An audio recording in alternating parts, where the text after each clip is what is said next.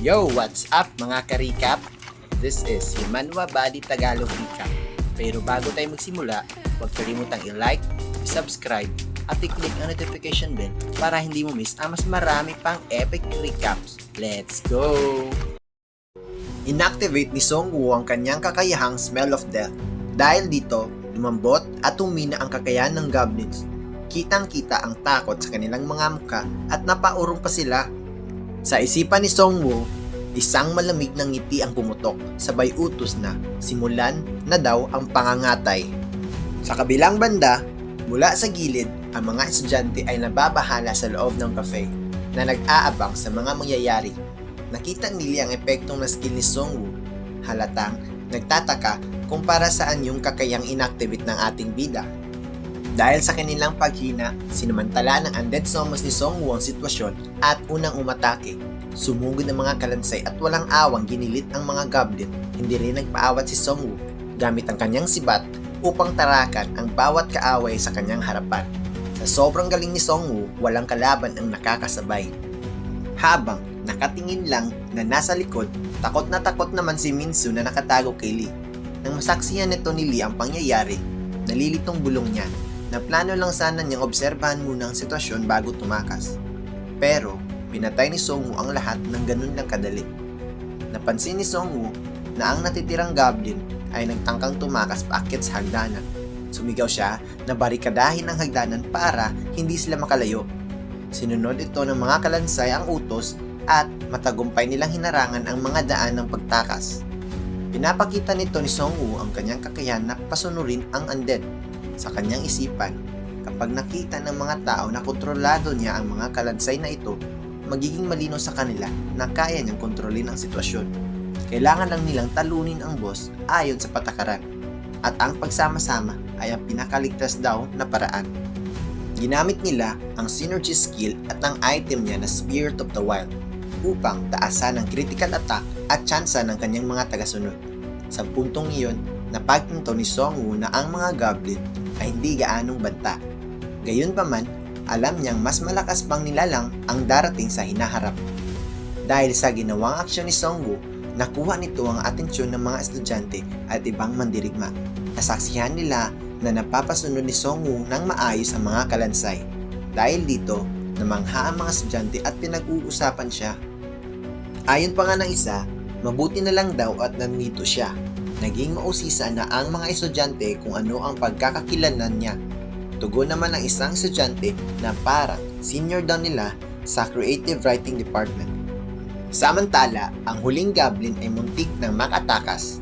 Ngunit, mabilis na binato ni Song Woo ang kanyang sibat at inaabot nito ang goblin.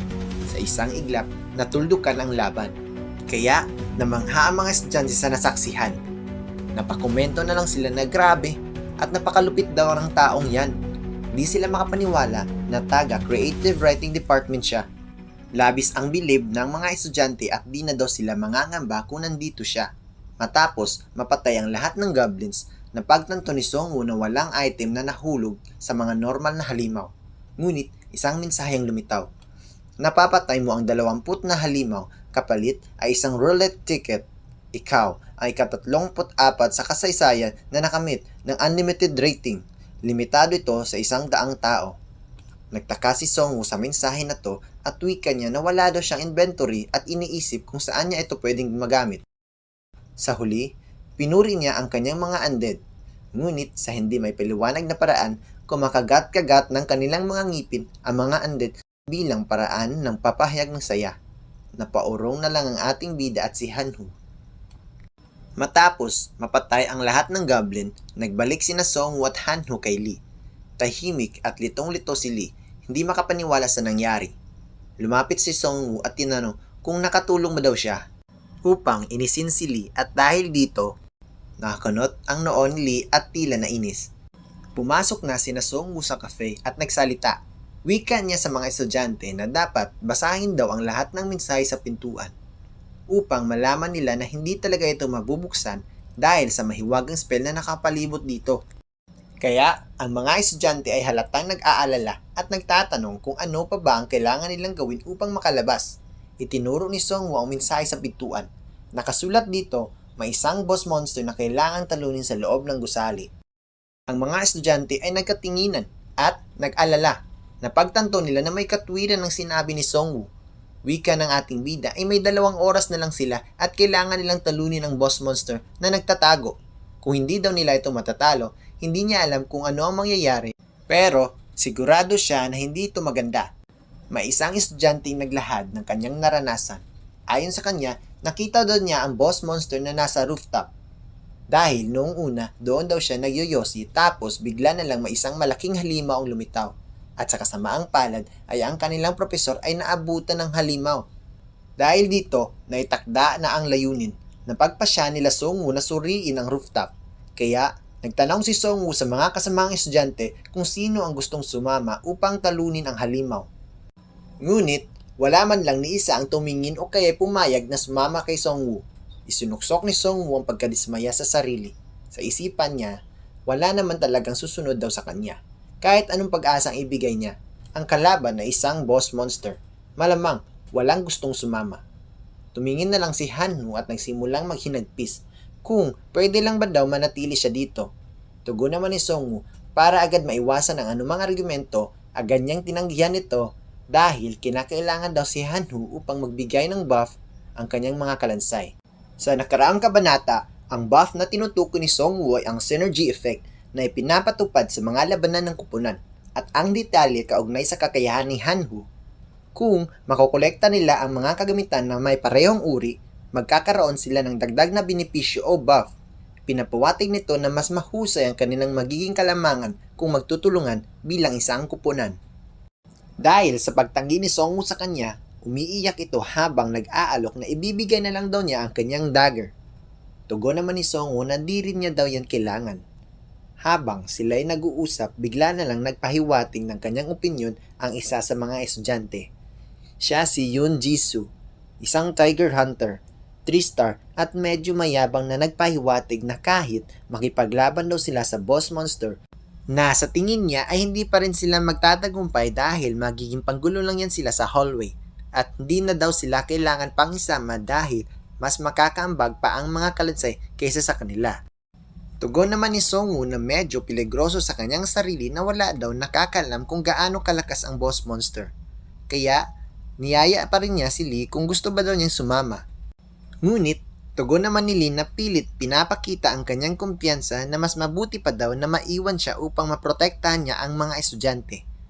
Dahil sa kanyang palusot, nakumbinsi niya si Songwoo. Ngunit, halata ang bakas ng mukha ni Lee ang takot at pagkabahala. Matapos sumama ni Yoon, agad silang nagsimulang umakyat patungo sa rooftop. Diretso silang naglalakad paakyat sa hagdanan dahil hindi nila alam kung gaano katagal bago nila marating ang tuktok. Biglang nagsalita si Yoon kay Hanwoo na wag daw mag-relax.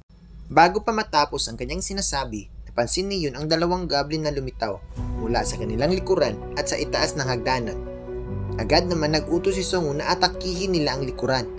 Agad namang humakbang si Yoon at mabilis na pinatay ang isang goblin sa isang mabilis na slash. Tumigil siya saglit upang tingnan ang isa pang goblin at itinapos ito sa pamamagitan ng isang malinis na pagtarak ng kanyang espada. Namangha si Hanwoo sa bilis at husay ni Yoon at mukha pa niyang pinagmamalaki ito kay Songwoo. Paglingon niya ay nakita niya si Songwoo na hindi man lang pinawisan matapos tapusin ang 5 goblin na humarang sa kanilang daraanan. Nang makita ito ni Hanwoo ay napatahimik na lang ito. At wika naman ni Songwoo na nabagot daw siya at bilisan na lang daw nila upang magpatuloy sila sa pag-akyat. Sa pagpatuloy nila, tahimik na nilalabanan ang kaba habang palapit sila sa rooftop. Habang paakyat, nagulat na lang sila nang nakita nila ang kanilang propesor na nakasandal sa pader na nag-aagaw buhay. Napansin sila ng propesor at tinawag si Songwoo kahit na hinihingal. Nagulat sila at nababahala na makita nila ang kalagayan ng kanilang propesor. At wika nito na siya daw ang dahilan ng pagkasawi ng mga estudyanteng sumama sa kanya. Di nagtagal, ito'y napaluha. Ramdam na ramdam niya ang pagkabigong protektahan ang mga ito. Pinakiusapan ni Songwoo ang propesor na kumalma at tinanong niya ito kung ano ang nangyari. Habang ito'y inuubo, sinagot naman ito ng propesor na salamat daw sa kanila dahil nakaligtas sila kasama ang mga estudyante upang makapunta sa research room. Ngunit, hindi sila makapanatili doon ng matagal, Kaya napagdesisyonan niyang dalhin ang mga estudyante sa rooftop. Sinunod lang daw niya ang contingency plan na akala niya na iyon ang tamang desisyon.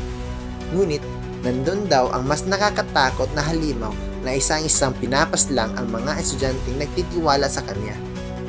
Habang umiiyak ang propesor, inabot niya ang braso ni Songwoo habang umuubo ito ng kanyang dugo at nagpayo nga siya na huwag daw silang pupunta sa rooftop. Huwag daw nilang subukang harapin yun at kailangan daw mabuhay si Songwoo para sa kanila. Kasabay ng kanyang huling salita, unti-unting bumabagsak ang kamay ng propesor. Nawalan ng buhay. Tahimik na nagluksa si Songwoo. Naramdaman niya ang bigat ng mga salitang iniwan ng kanyang guro at ang mga kabiguan nito. Kasunod niyan, biglang lumitaw ang isang mensahe sa harap niya. Ang pagkamatay ng iyong propesor sa iyong harapan ay nagdulot ng matinding pagsisisi at awa. Bilang isang taong may hawak na kapangyarihan ng kamatayan, maaari mong gantihan ang kanyang kaaway o baliwalain ang kanyang pagkamatay. Ang iyong desisyon ay makakaapekto sa iyong kapalaran. May natitirang oras ayon sa patakaran ng gusali. Sa pagpili nito, makakaapekto ito sa iyong kapalaran. Naging seryoso ang mukha ni Songwoo habang iniisip ang mensahe tungkol sa kanyang kapalaran na para bang ito ang magiging pinakamahalagang sandali sa kanyang desisyon.